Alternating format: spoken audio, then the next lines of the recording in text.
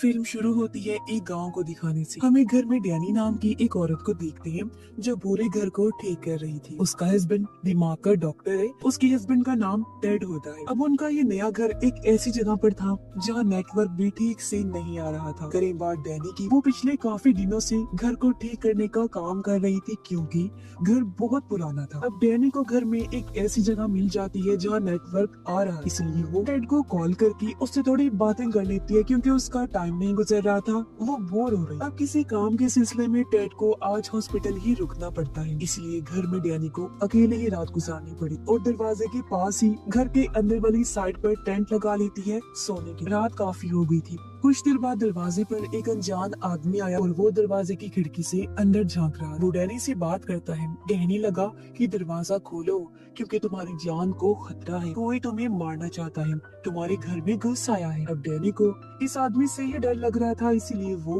दरवाजा खोलने से मना कर देती है। जाहिर है इस तरह किसी भी अजनबी पर भरोसा करना बेवकूफी थी। ये नकली आंख वाला मरीज बड़े प्यार से डैनी से बात कर रहा था। उसका लहजा और तासुरात देखकर भी यही लग रहा था कि उसे डैनी की परवाह है और वो सच में उसकी मदद करना चाहता है। वो फिर डैनी को कहता है, ठीक है, अगर तुम्हें मुझ पर भरोसा नहीं तो कोई बात नहीं, तुम पुलिस को कॉल कर दो क्योंकि तुम्हारी जान को सच में खतरा है, मेरी बात को समझो। अब उसकी बातें सुनकर डैनी दरवाजे के पास है। उसने दरवाजा खोला या नहीं ये तो हमें दिखाया नहीं गया, मगर इसके साथ हमें दूसरा सीन दिखाया जाता है जहाँ हमने देखा कि कोई चीज बुरी तरह उस नकली आंख वाली मरीज को मार देती है। फिर पता चला कि डैनी की भी मौत हो गई, उसका भी किसी ने बेरहमी से कत्ल कर दिया है। यानी जैसा उसने कहा था वैसा ही हो गया। और अब हम कुछ महीने के बाद का टाइम देखते हैं जहाँ डैनी का हस्बैंड टेड एक दुकान पर आता है जहाँ पुरानी कीमती चीजें मिला करती थी। ये दुकान असल में डैनी की जुड़वा बहन डार्सी की थी। डार्सी बचपन से देख नहीं सकती थी, यानी कि वो अंधी थी। साथ ही उसके पास कुछ साइकिक पावर्स भी है, यानी दिमाग की अनोखी ताकतों की मालिक थी वो। जैसी बहुत अजीबोगरीब चीजें महसूस कर सकती थी और देख सकती थी, जिनमें भूत आत्माएं जादू टोना भी हो सकते हैं। डार्सी को अपनी बहन डैनी की मौत का बहुत दुख था। अब टेड अक्सर उससे मिलने आया करता था, मगर उसे डार्सी की उल्टी सीधी बातों पर यकीन नहीं था। और उसका ये दावा था कि मैं पैरानॉर्मल चीजों को महसूस कर सकती हूँ, यानी ऐसी चीजें जिन्हें समझ पाना आम इंसान के बस की बात नहीं है। इस टाइम उसके हाथ में एक बेल थी। वो टेड को बताती है कि ये बेल एक लड़के की जिंदगी से जुड़ी हुई, मगर एक दिन उसकी बेरहमी से किसी ने जान ली और अब मैं उसे इस बेल के जरिए महसूस कर सकती हूँ। टेड यहाँ उसे कुछ देने आया था। जो चीज डार्सी ने ही मनवाई थी वो कोई ऐसी खास चीज थी जो उस नकली आंख वाली मरीज से जुड़ी हुई हो, क्योंकि उसके जरिए डार्सी ये पता लगवाना चाहती थी कि आखिर क्यों उसने डैनी को मारा और इस टाइम वो क्या सोच रहा है। तो अब वो चीज जो रुमाल था टेड उसके हवाले कर देता है। बातों ही बातों में डार्सी को पता चला कि अब टेड ने किसी और लड़की के साथ रिश्ता बना लिया है जिससे वो जल्द ही शादी कर लेगा। हालांकि डैनी को मरे ज्यादा दिन भी नहीं हुए। अब ये बात डार्सी को बुरी तो लगी, मगर वो जाहिर होने नहीं दी। टेड अपनी उस दोस्त के बारे में डार्सी को बताते हुए कहता है कि वो पहले मेरी दोस्त थी, मगर अब क्योंकि मुझे किसी सहारे की जरूरत है तो हम दोनों ने ताल्लुक बना लिया और शादी करने का फैसला कर लिया है और वो हमारे ही हॉस्पिटल में काम करती है। इतना बोलकर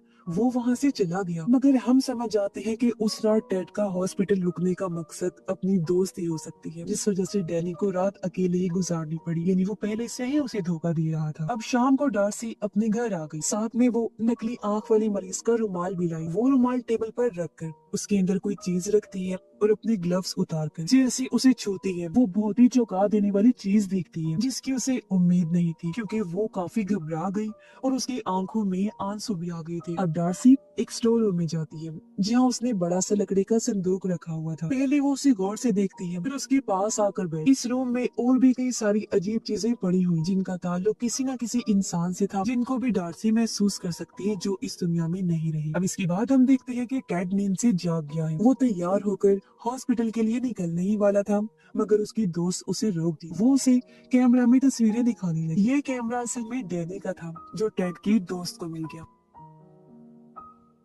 अब कैमरा की सेटिंग इस तरह से की गई थी कि वो खुद ब खुद तस्वीरें बना सकता था। इसी तरह एक अचानक से खिंच गई तस्वीर वो टेड को दिखाती है जिसमें डैनी की परछाई थी। हालांकि उसे मरे हुए तो काफी दिन हो गए थे, पर ये बात टेड टाल देता है, लेकिन उसकी दोस्त को अजीब लगता है। खैर अब टेड रात को ड्यूटी करता है, यानी उसकी दोस्त को भी इस घर में अकेले ही रुकना पड़ेगा। मगर उसे डर लग रहा था क्योंकि ये वही घर था जहाँ डैनी की मौत हुई। टेड उसे कहता है बस कुछ दिन की बात है, फिर मेरी ड्यूटी का टाइम बदल जाएगा, तुम्हें तब तक मैनेज करना पड़ेगा। इस पर उसकी दोस्त कहती है कि नहीं, जब तक तुम्हारी रात की ड्यूटी है मैं अपने ही घर में रह लेती हूँ, जब तुम्हारी ड्यूटी बदल जाएगी मैं वापिस आ जाऊँ। तब टेड उसकी बात मान जाता है। उसकी दोस्त को आज ही निकलना था और इससे पहले कि टेड अपने काम पर जाता, वो बताती है कि कल रात डार्सी ने अजीब सा तोहफा भेजा है और ये वही लकड़ी का संदूक था, जिसे देखकर दोनों को ही काफी हैरत हुई। इससे भी ज्यादा हैरान वो तब रह गई जब इन्हें पता चलता है कि डार्सी बाहर ही खड़ी हुई है, इसलिए दोनों उसे घर के अंदर ले आती हैं। अब उसे किसी ने आने की दावत भी नहीं दी थी, वो खुद ही आ गई थी। वो यहाँ 2 दिन के लिए रहने आई थी और इस बात में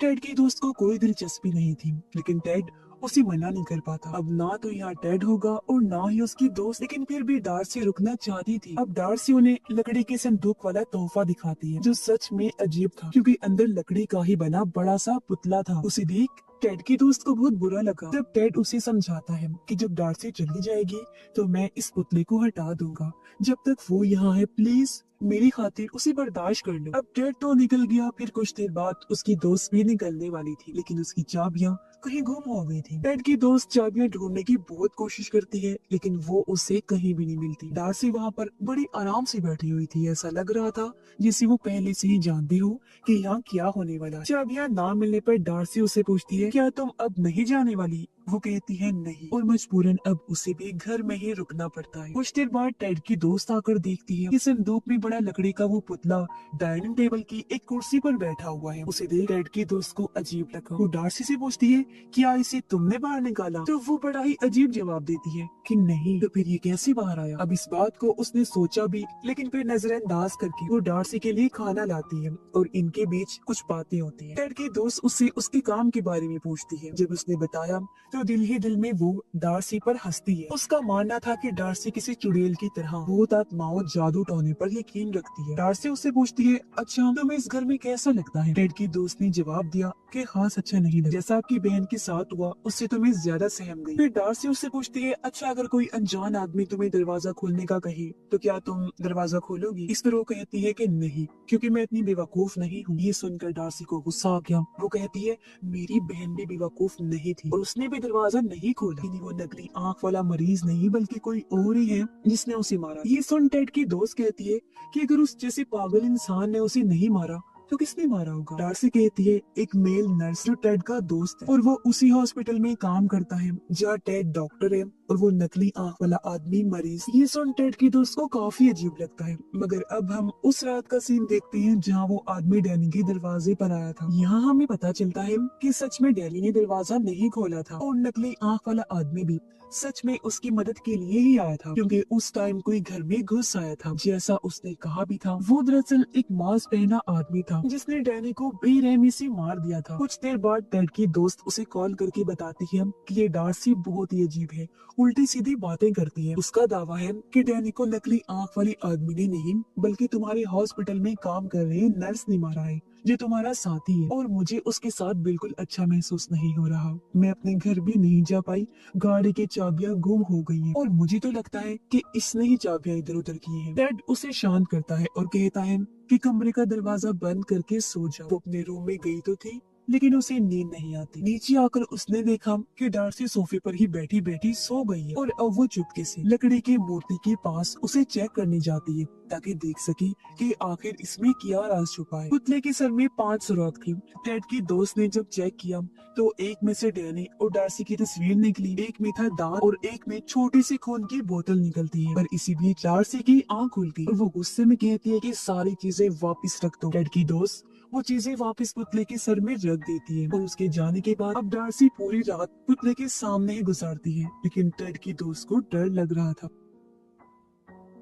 अब टाइम गुजारने के लिए वो डैनी के कैमरा में उसकी रिकॉर्ड की हुई वीडियो देखने लगती है, जहाँ डैनी के पीछे उसे एक डरावना चेहरा नजर आया, जिसे देख वो इतना डर गई कि उसके हाथ से कैमरा छूटकर नीचे गिर जाता है। तभी उसने देखा कि रूम की एक कोने में डैनी का भूत है जो उसे डरा देता है। इसी बीच उसे अपनी चाबियां भी मिल जाती हैं और वो गाड़ी लेकर यहाँ से निकल गई। अब हम हॉस्पिटल का सीन देखते हैं, जहाँ सच में टेड और डैनी के कातिल यानी उस नर्स के बीच दोस्ती थी। दोनों आपस में बात कर रही हो। अब घर घर आने के बाद टेड देखता है कि उसकी दोस्त यहाँ पर नहीं है और टेबल पर डार्सी उदास बैठी हुई है। जब टेड ने अपने दोस्त के बारे में पूछा तो वो जवाब देती है कि वो तो भाग गई है। मैं चाहती थी कि वो तुम्हारा असली चेहरा देखे कि तुम कितने घटिया इंसान हो, लेकिन मेरी बहन के भूत ने उसे डराया और वो चलती बनी। मैं सच जानती हूँ कि तुम ही वो इंसान हो जिसने मेरी बहन को मरवाया है, क्योंकि तुम्हें अपनी दोस्त से प्यार हो गया था। तुम तो सिर्फ मेरी बहन की दौलत हथियाना चाहते थे, जो उस बेचारी ने पहले ही तुम्हारे नाम कर दी थी। मैं तो ये समझती रही कि किसी पागल इंसान ने उसे मारा है और मैंने उस नकली आंख वाली मरीज से बदला भी ले लिया, मगर वो तो सच में मेरी बहन की मदद ही करना चाहता था और उसके असल हथियारे तो तुम हो। और हाँ, मैं जानती हूँ कि अब तुम किसी को तो यहाँ भेजोगी ताकि वो मुझे मार सके, लेकिन बेहतर ये होगा कि तुम उस कातिल को ही भेजो, यानी कि नर्स को। सारी बातें सुनकर टेड कहता है, आखिर तुम ऐसा सोच भी कैसे सकती हो और ये सारी चीजें तुम्हारे दिमाग में आई कैसे? अगर तुम्हें मुझ पर ही शक है तो चलो उस डिटेक्टिव के पास चलते हैं जो डैनी के केस पर काम कर रहा है। लेकिन डार्सी को फिर भी उस पर यकीन नहीं होता। टेड कहता है, अच्छा ठीक है, ये लो, मैं अपना फोन इधर ही रख रहा हूँ और डिटेक्टिव के पास जा रहा हूँ। मैं उसे कहूँगा कि वो तुम्हें फोन करके बता दे, जो भी कॉल आई तुम उसे उठा लेना। इतना बोलकर वो चला जाता है। और अब हम माजी का वो सीन देखते हैं जहाँ टेड अपने उसी साथी कातिल नर्स के पास बैठा था, डैनी को मारने का प्लान बना रहा था। जी हाँ, डार्सी बिल्कुल सही थी। उसे अपनी दोस्त से प्यार हो गया था और डैनी की प्रॉपर्टी वो हासिल करना चाहता था। उसे बस पैसों से मतलब था। वो डैनी से प्यार व्यार नहीं करता था और उसके कहने पर ही नर्स ने डैनी को मारा, क्योंकि असली साइको तो वो था जिसे लोगों को मारने में मजा आता था। पर सवाल ये उठता है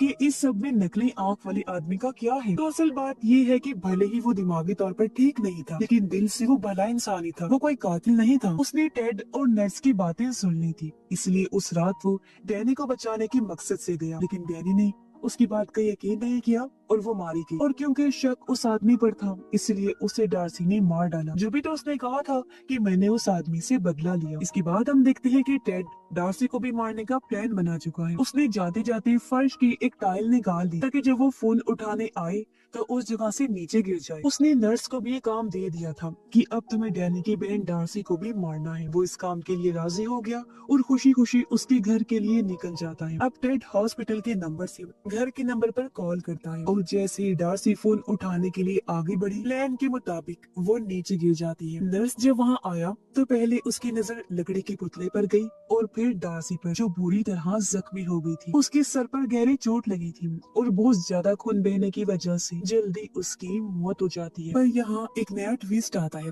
अब जैसा कि हम जानते हैं कि डार्सी को रिचुअल, जादू, इस तरह की चीजों पर पूरा यकीन था, तो उसके मरने से यहाँ एक रस्म पूरी हो गई और उसे पहले से ही अपनी मौत का पता था, तो जानबूझकर उसने खुद को बचाने की कोशिश भी नहीं की। और अब उसके मरते ही लकड़ी का पुतला अचानक से जिंदा हो जाता है। वो नर्स के पीछे पड़ गया और उस पर हमला कर देता है। नर्स अपनी जान बचाकर भागा, लेकिन अचानक वो बेहोश हो गया। उसकी जब आंख खुली तो वो खुद को हॉस्पिटल की बेड पर बंधा हुआ पाता है और टेड उसके सामने खड़ा हुआ था। उसने डार्सी की मौत का इल्जाम नर्स के सर पर ही डाल दिया, जिस पर नर्स उसके सामने गिड़गिड़ाने लगा कि मैं वादा करता हूँ किसी को कुछ भी नहीं बताऊंगा, तुम बस मुझे छोड़ दो। इस पर टेड कहता है, नहीं, मैं इतनी बड़ी बेवकूफी नहीं कर सकता, क्योंकि अगर मैंने तुम्हें छोड़ दिया तो शक मुझ पर ही आएगा कि मैं आखिर तुम जैसे पागल साइको इंसान को क्यों नहीं पहचान सका। लेकिन अगर मैं तुम्हें ना छोड़ूं तो ऐसे तो मैं बच जाऊंगा, क्योंकि भला कौन ही तुम्हारी बात का यकीन करेगा कि एक लकड़ी के पुतले में जान आ गई और उसने तुम पर हमला किया। तो इससे हमें पता चला कि टेड एक बहुत ही मतलबी और धोखेबाज इंसान है, जो बहुत ही चालाकी से